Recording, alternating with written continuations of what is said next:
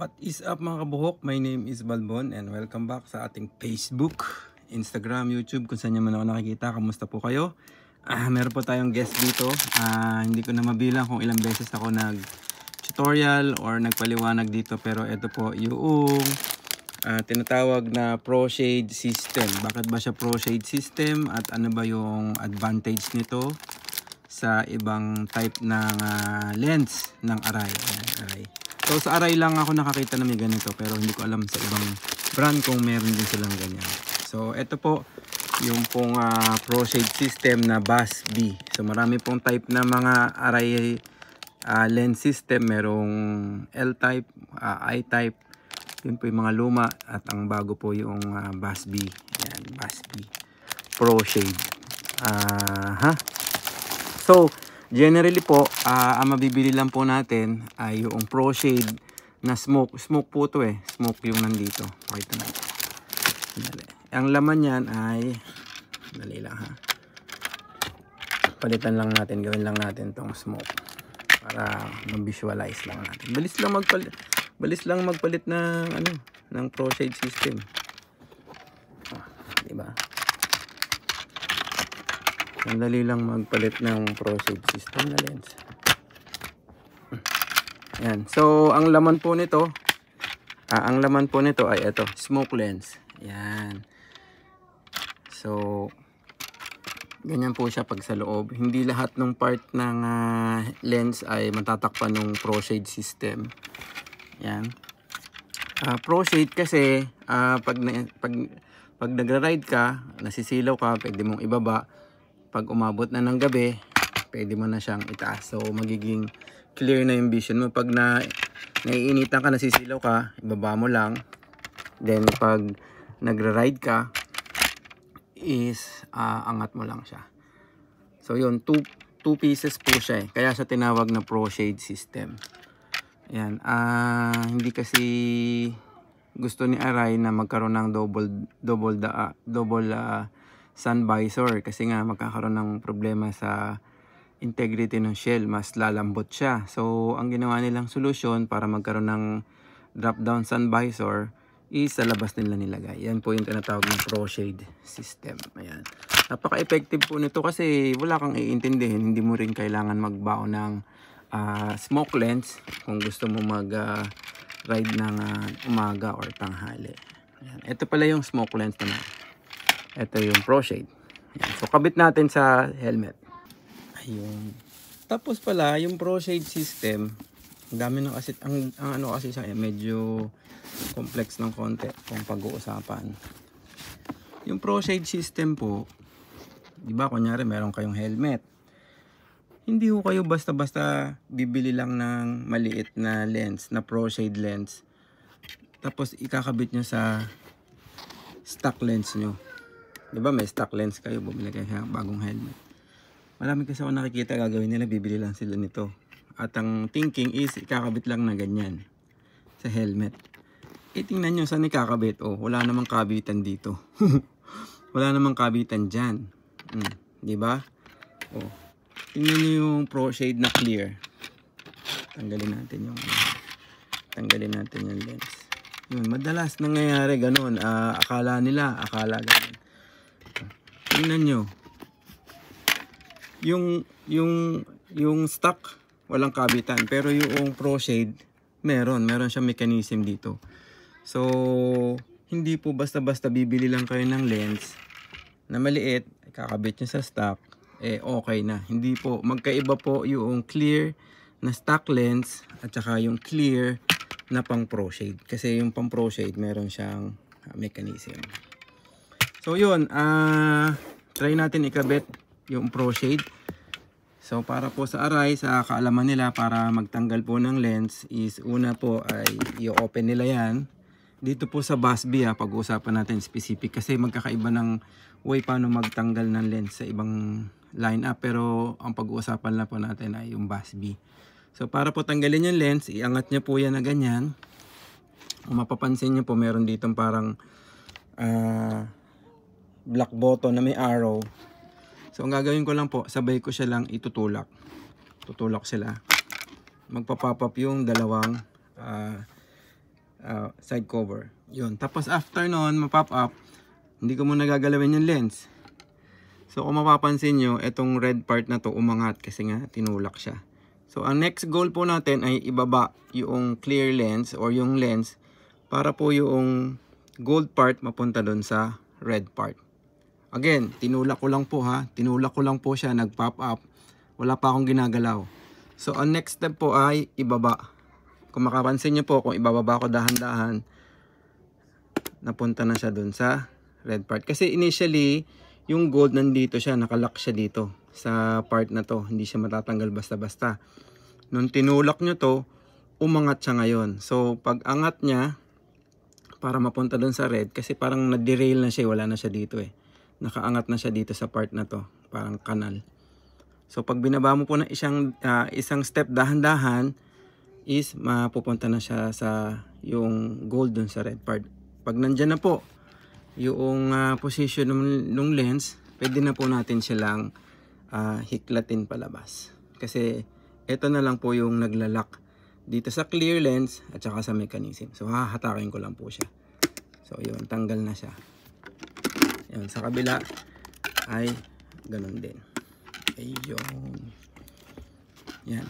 Kung kayo po ay bibili ng Pro Shade, ito po nakaset na siya. Nakaset na siya. Pero kung po gusto niyo may kulay or kung meron na kayong existing tapos magpapalit kayo ng lens na ganito, ito naman po yung magiging procedure. So, para ikabit yung lens, Pro Shade man or yung ibang klaseng lens, ang una po natin gagawin is yung pong gold part tatapat sa red. Ayan, tapat nyo sa red. Tapos, ito pong part na to, yung butas, itapat po natin dito sa parang part na to ng mechanism. Tapos, tulak lang natin. Yan, nag-click yan. Ibig sabihin, nakapasok na. So, sa kabila, ganun din. Tapat natin yung red. Tapos, click natin yan. Pag nandyan na po, yung part ng helmet, itataas naman natin siya. Yan, tataas naman natin siya para mag-lock. Yan, sabay natin itataas ha. Kailangan, usually ako ginagawa ko, hawak ko silang parehas eh. Yan, so hawak ko silang parehas, tapos iaangat ko sila. Tingnan niyo yung mangyayari. Ito, papasok na siya dun sa parang kanal. Ayun. Pag nadinig nyo na yung click, yan, okay na yan. Pwede nyo na siyang isara. Yan. Ang pagsasara naman, kung mapapansin nyo, ito meron parang hook. Ipapasok nyo doon. Hook sa taas, tapos press sa baba. Hook sa taas, press sa baba. Then, baba nyo na yung lens. Okay na. So, coming to the... Ayan, dali lang. Nakabit natin na. Kunyari nakakabit siya. Ayan. Kunyari nakakabit yung... Ayan. Nakabit yung inyong Pro Shade. Ayan. So, nandito na tayo sa part na to. Gusto na natin palitan yung maliit na lens. So, pag po nagamit na siya, madali na siyang kapitan. I mean, nagamit na wear na yung mga mechanism dito. Madali na siyang palitan. Pero pag bago po, mahirap. Kailangan nyo maraming patience. So, ganito po yan. Pag tatanggalin po natin ito at papalitan natin ng iba, una pong step ay tataas natin. Mali pa. Sorry. Pagpala, ikakabit yun. So, ang ginagawa ko po dyan, pag tatanggalin natin to, kung makikita nyo po, yung Pro Shade system, meron ditong parang, yung part na yun, ito. Yan. Ipindutin ko lang yan, para mawala yung lock, tapos i-slide ko po siya pataas. Tanggal na isa.